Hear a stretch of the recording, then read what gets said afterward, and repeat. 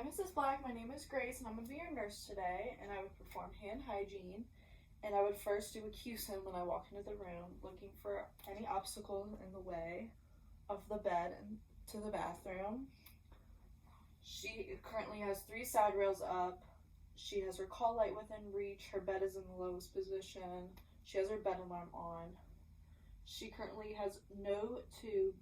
The only tube she has in right now is an IV saline lock in her right hand, and I would make sure that there was no redness, swelling, or drainage present. And now I'm going to do a quick head-to-toe assessment on her. So I've washed my hands. I'm going to get some gloves. So her husband is here, and she seems out of it, so I'm going to try to ask her some questions to see if she could answer them. So can you tell me your name? Do you know where we're at? So she keeps repeating her husband's name, so she seems very confused. So first I'm gonna get some vitals, and since she's not really with it, I'm gonna do an axillary temperature, and it is 101. And I'm gonna check for her pulses. It is 145, and it's rapid and irregular. I'm gonna check her respiratory rate is 32. So it's also very rapid and shallow. I'm gonna check her blood pressure on her right arm, her left arm, excuse me. And it is 120/76, which is good. And now I'm gonna check her pulse ox. It is 89%, and she is on 4 liters of nasal cannula as well. So I'm going to sit her head and bed up so it's easier for her to maybe breathe and get some oxygen in. So now I'm going to do a quick head to toe. So I'm going to check her eyes first. They're equal, not really reactive, and her speech is kind of garbled, and she just keeps repeating her husband's name. So most of the questions I'm going to try to ask her husband. And I notice she has redness and swelling around her eyelids. Can you grab my hands for me? Can you push against my hands? Can you pull back? So she's not really able to do that. I'm going to check her cap refill. There's no edema. And I'm going to see if she's responsive to painful stimuli. I'm going to do a quick sternum rub on her. And she has minimal response to that. So first thing I'm going to do is I'm going to check her lung sounds.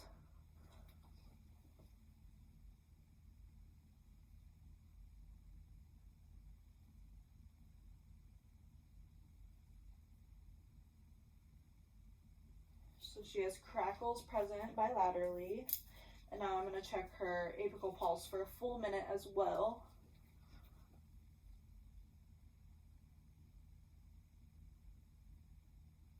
And is also very irregular and rapid. There's no JVD present. I checked her cap refill. It's less than 3 seconds. Her radial pulses are present bilaterally. No edema, and she is unable to answer if any numbness or tingling or pain anywhere, and she has minimal response to painful stimuli. So now I'm going to look at her stomach, and it is a little tender and distended, and I'm going to take a listen.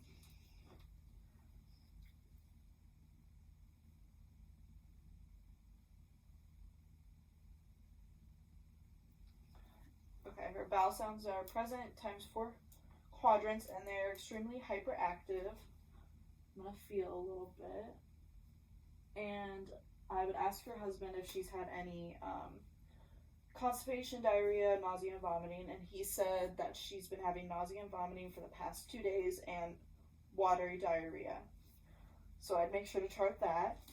And I would ask how her urination has been, any frequency, urgency, how is her urine looking, and he says she's been continent, and he doesn't know how her urine has been looking.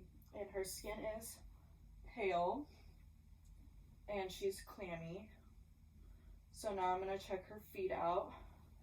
I would ask if she could push against my hands, pull back. She's not able to do that. I would check her capri fit on her toes.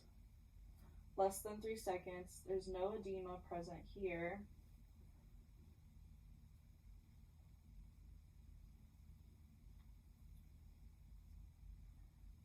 And her pedal pulses are present.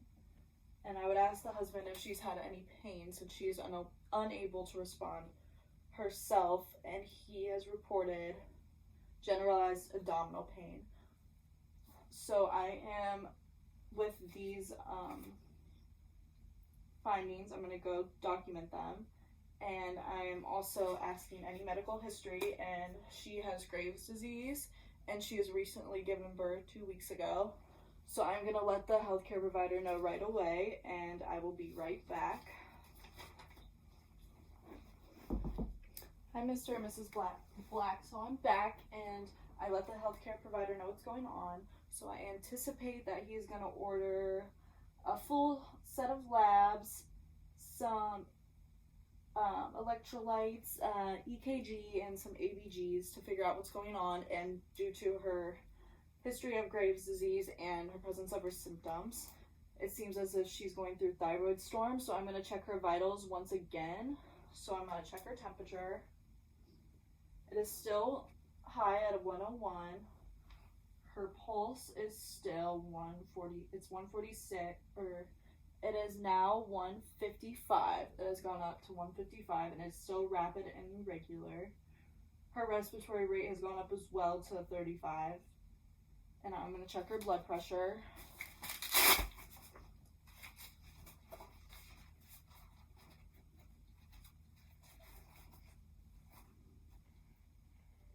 And it is 120/76 still.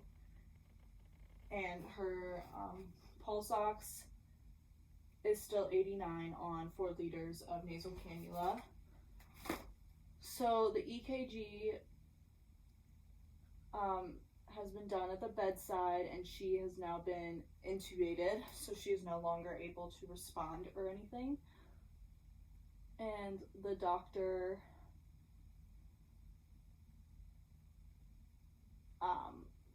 and I have established that what's going on with Mrs. Black is that with her Graves' disease and her recent stressor of being pregnant and making her hormones all out of whack, her thyroid is releasing tons of hormones throughout her body, causing all of these symptoms. And so the doctor has prescribed propranolol, 1 milligrams IV push. So I'm going to be right back, and I'll go get that. So here's your call light if you need anything, and I would tell the husband to hit the call light if needed. So I'm going to go get the medication. Hi, Mrs. Black. So I'm back, and I have her medication. So I anticipated that the doctor would order propranolol and fluids and antithyroid drugs and corticosteroids to decrease inflammation throughout her body. So I have drawn up the 1 milligram of propranolol and also the 0.45% normal saline running at 100 milliliters per hour. So before I do all that, I would ask her husband for her name and date of birth and scan her bracelet as well. And I would ask for any allergies, but since she's not alert, I would ask her husband and check in the MAR.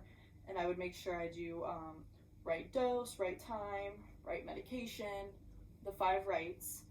And I would make sure to clean the port. And I am gonna flush. I would wash my hands and perform and put on gloves as well before I started all this. And I would flush the port first after cleaning it. And I'm going to administer the 1 milligram of propranolol.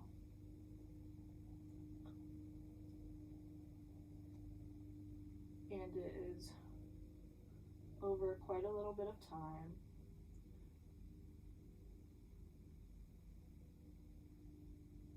I'm going to do it till it's slow IV push, so I'm going to do it over 5 to 10 minutes.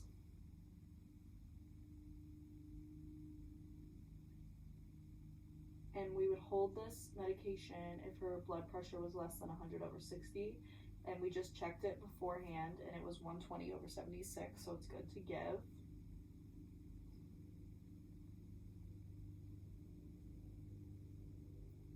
Okay, so I did the slow IV push, and now I'm going to flush it again. And put the clean cap on it. And now I have the 0.45% normal saline.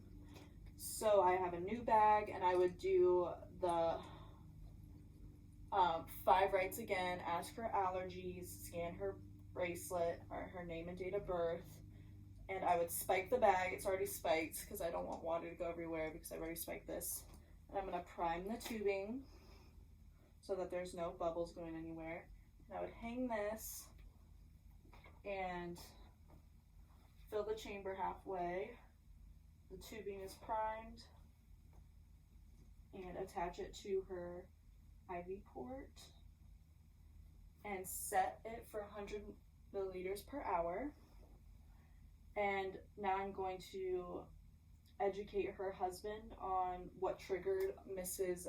Black's thyroid storm. And what triggered her thyroid storm was she has Graves' disease, which already causes hyperthyroidism, and that is just like excessive amount of thyroid hormone going throughout the body. And another stressor that can cause thyroid storm along with that is pregnancy, and that made her hormones already all out of whack, so that just contributed to an excessive, uncontrollable amount of thyroid hormone being produced. And so we are getting that taken care of with her propranolol and her IV fluids. And I would ask if he had any other questions.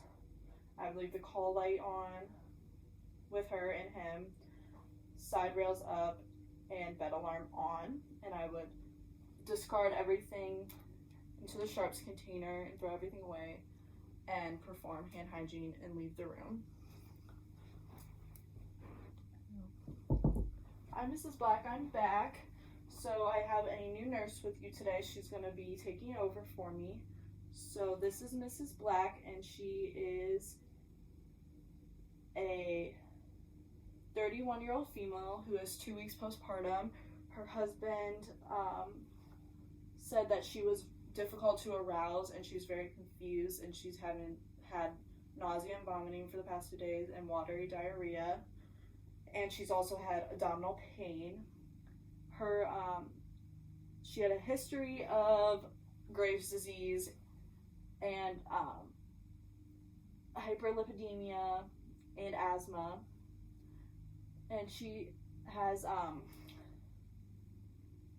she takes a statin medication, and she has an inhaler when needed. So her assessment showed her heart rate was 145, and it was very irregular and rapid. Her respirations were high as well at 32. She had a fever, and her O2 was 89%, even on 4 liters of nasal cannula. So I went ahead and let the healthcare provider know right away, and he ordered a full CBC, especially her thyroid levels and electrolytes in her EKG and ABGs. And I came back in to assess her again. Due to the thyroid storm, you're supposed to assess vital signs every 10 to 15 minutes. And her heart rate went up to 155, and the provider ordered the EKG, and it shows that she needed to be intubated. So she is now intubated, and her labs showed a high level of TSH, and the doctor has ordered propranolol, which is 1 milligram slow IV push 3 times daily, and you're supposed to hold it. If the blood pressure is 100/60, and she also has 0.45% normal saline at 100 milliliters per hour. And we think what caused her thyroid storm was her Graves' disease, along with her stressor of pregnancy. And so she's going to continue to be on fluids, the propranolol to decrease the sympathetic activity of her body, and antithyroid drugs and corticosteroids to decrease her inflammation. And her husband has been explained to what triggered it,